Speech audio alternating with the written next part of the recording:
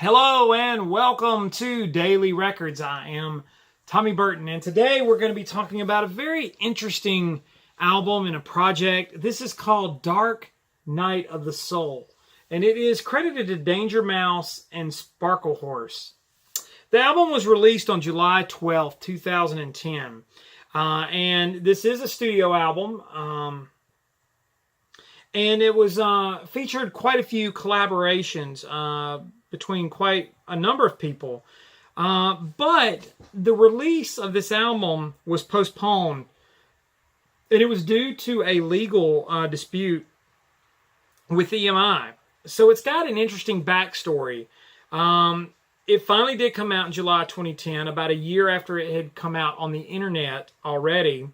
And Danger Mouse basically released a blank CDR as a way of sort of trying to work around the dispute, like to download the album and burn it.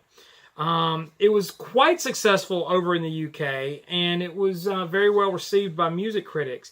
This notably was the final record release before Sparklehorse leader Mark Linkous committed suicide in 2010. So, very interesting. Now, the title of the album comes from the 16th century Spanish poem, John of the Cross, Dark Night of the Soul. And it has quite a few collaborators on this album. James Mercer from the Shins, Wayne Coyne from the Flaming Lips, Gruff Rhys of Super Furry Animals, Jason Little of Grandaddy, Julian Casablancas from the Strokes, Black Francis from the Pixies, Iggy Pop, Nina Pearson of the Cardigans, Suzanne Vega, Vic Chestnut, David Lynch, and Scott Spillane, one of the members of Neutral Milk Hotel, and the Gerbils as well. So they all played a part in this, and David Lynch actually was the one who came up with the visuals for the album, is credited as that. Now, what went on in about 2009, this album almost never even saw the light of day.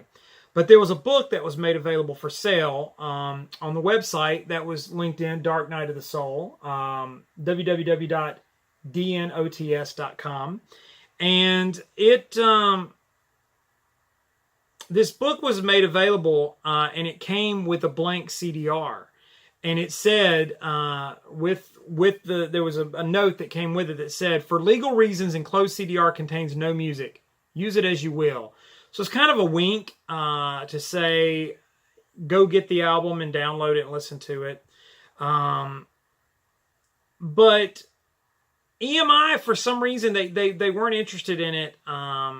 In releasing it, and it just became this big sort of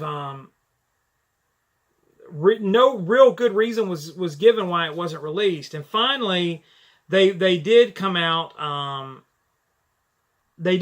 with it and release it in 2010, in July actually. And now there was the book. There's a limited edition that David Lynch had put together. And I think about 5,000 copies of those exist out there. And like I said, the final album Mark Linkous had done before he passed. It did really well, particularly in the UK. It reached the top 40 in the UK album charts.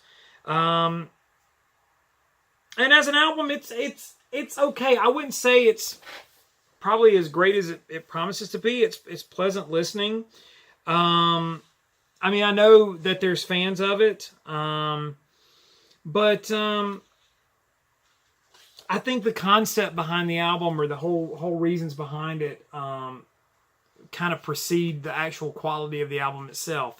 It's pleasant, it's okay, but it's not mind-blowing. It's not like the greatest thing that ever released. So it makes you kind of wonder if Danger Mouse is a better sort of propagandist, if you will. Is that a word? Propaganda machine than he is actual musician. I like Sparklehorse okay. Again, one of those bands that has a little bit of a cult following, and it's decent, but it's not one that I go to quite frequently.